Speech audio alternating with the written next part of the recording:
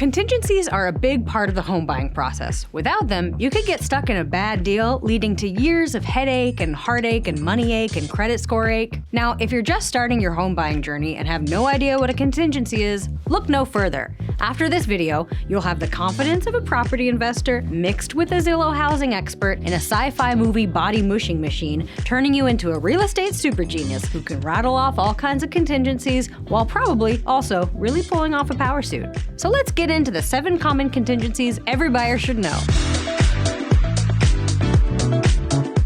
I'm Zillow person, Delaney Yeager, and this is Learn with Zillow, where we break down the buying, selling, and renting process for our favorite people, you. First, what are contingencies and why do they exist? A contingency is defined as a clause in your contract that gives you an out if something unforeseen arises from the time you make an offer until you close. In other words, a get-out-of-jail-free card. They exist to give you, the buyer, leverage to negotiate with a seller, or if you decide to walk away when a contingency isn't met, to protect you from losing your earnest money. Which isn't just the name of infamous Gilded Age kingpin earnest money, it's also a good faith deposit you make to a seller when you put in an offer on a home. If you want to learn more, we have a whole video on earnest money. Or the thing, not the guy. Click right here to watch it. I'll wait. Liability score is still pretty low. Bummer. Oh geez, took you long enough. Let's go over these contingencies. First, disclosure contingencies.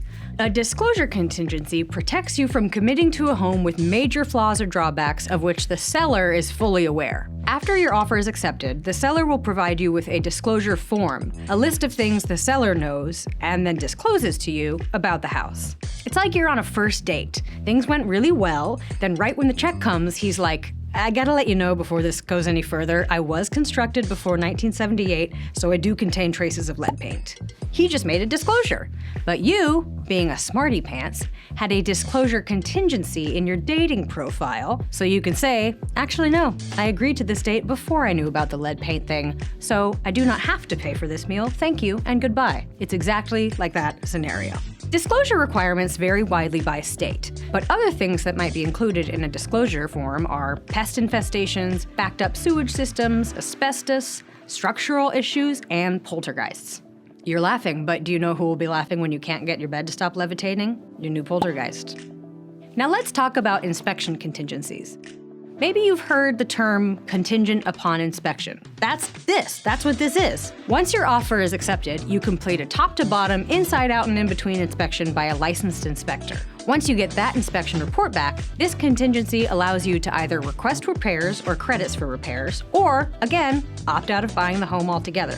You will be given a window of time, usually 7 to 10 days, to both conduct the inspection and decide what to do about it. Maybe nothing too major came up and you decide you don't want to sweat the small stuff. You can decide to accept the inspection and move forward. Then, the contingency will be considered met once that window of time closes. And if you do decide to back out or negotiate based on inspection, that has to be decided by those 7 to 10 days too. Just make sure your negotiations are reasonable. You can't be like, so the inspector said the home is in perfect condition, but give me money for a smaller HVAC because that one's right where I want to put a hot tub. Appraisal contingencies. This one is for buyers using a mortgage as opposed to paying it in cold hard cash. Congratulations for those of you who can do that. Wow. After your offer is approved, you get an appraisal of the property. The primary purpose of an appraisal is to protect the lender's investment by ensuring the property is worth the loan amount. Hence, cash buyers not needing appraisals. Note, the appraiser is a different person from the inspector. Not only are they different people, but appraisers and inspectors have been mortal foes for millennia. In my real estate-focused retelling of Romeo and Juliet that I'm working on. In the end, they don't die, they just realize they've bought a money pit. The appraiser appraises the home, which means they'll tell you what it's worth. Say your $500,000 offer on a home has been accepted. In a few days, an appraiser does their appraising and then says, okay, I've appraised and it turns out this place is worth $4 million. Then the contingency is met and you're like, cha-ching, see ya suckers. But if the appraiser is like, okay, I've appraised and this place is worth maybe $200,000 on a good day, you can be like, yikes, my bad, I'm out, suckers. And then you get to walk away with your earnest money in hand, unlike my ill-fated protagonists of fair Verona, Wisconsin. Now for financing contingencies. Full disclosure, this one is full of very dry terms, so here's a little something to keep you entertained. A financing contingency in a home purchase contract protects buyers who need a mortgage. It allows them to back out without penalty if they can't secure financing, or if interest rates are higher than they can expect. Buyers must pay close attention to the contingency's requirements and deadlines, such as providing proof of a loan application, or they risk losing their earnest money if the contingency expires. But here's a little hack. You can avoid financing contingencies altogether just by doing a couple things first. Before you start your hunt, use the buyability tool from Zillow Home Loans. It's this nifty little guide that shows you what you can afford at today's interest rates after inputting your income, credit score, and down payment dough. Once you do that, you'll be like, holy moly, look at all these gorgeous homes I can buy. I'm a king? And then you can start the pre-approval process right then and there with Zillow Home Loans. You're welcome. Once you have that verified pre-approval letter in hand, you don't need financing contingencies. Then there are title contingencies. These are standard in every purchase or sale contract. It's a way to guarantee the seller has clear ownership of the property and the legal right to sell it. Maybe the seller of the home you want to buy never paid their property taxes. Even if they claim, what? I've never even heard of those, no fair. They still won't be able to sell their home to you. There's going to be something called a title report that you go over with your agent, which confirms there aren't any outstanding liens, which are legal claims against a property, typically used as collateral to satisfy a debt. So those unpaid property taxes are an example of a lien, as is this. There's a lot more to unpack with title contingencies, so if you want to know more, check out our title report explainer article linked below.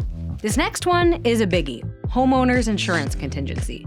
When you apply for a mortgage loan, you're required to get some homeowner's insurance. Let's say you plan on paying no more than $200 a month for your home insurance, a reasonable amount. But then, let's also say, it turns out the home you put an offer on is built directly on top of a fault line with an ocean in the front yard and a completely dead forest of trees in the backyard and a family of grizzly bears hibernating in the garage. So your insurance quote comes back at $2,000 a month. If you can't afford that hefty insurance price tag, you can walk, thanks to this contingency. Also though, I do wonder why you put an offer in on that home in the first place. The risks may not always be as obvious as that scenario, so be sure to check the climate risk score on the Zillow listing, and you can always lean on your agent for insurance advice too. Last but not least, our final common contingency is the Homeowners Association contingency. If you're buying a property with a homeowners association, which you might be if you're purchasing any of these types of homes, you're going to want an HOA contingency, which will allow you to back out if there's a rule, cost, or any other issue with the HOA that you just don't jive with. Say you find your dream fixer-upper condo.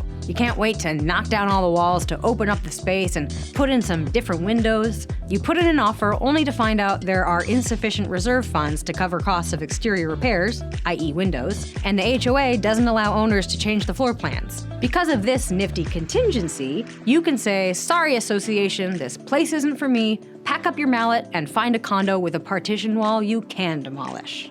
Okay, those were a lot of contingencies to comprehend, but don't worry. If you missed a few or need a refresher, we've linked to the same list in the description below. Now, before you cram your contract with copious contingencies, which you absolutely have the right to do, I should mention that in a competitive seller's market, offers full of contingencies might not put you at the top of a seller's list. Some buyers competing with you may even waive contingencies in order to make their deal a little sweeter. So keep that in mind if you're buying in a seller's market. But also remember, every seller was also a buyer at some point. And chances are, if they've approved your offer, they're rooting for you. They want this deal to go through too. So don't be afraid to ask for what feels right. Do what you can afford, lean on your real estate agent, and remember that at the end of all this laborious legal stuff, your dream home is waiting for you. Hopefully without asbestos or grizzly bears. Now, if you found this helpful, give us a like and subscribe, and check out our YouTube page for more content like this. Bye-bye!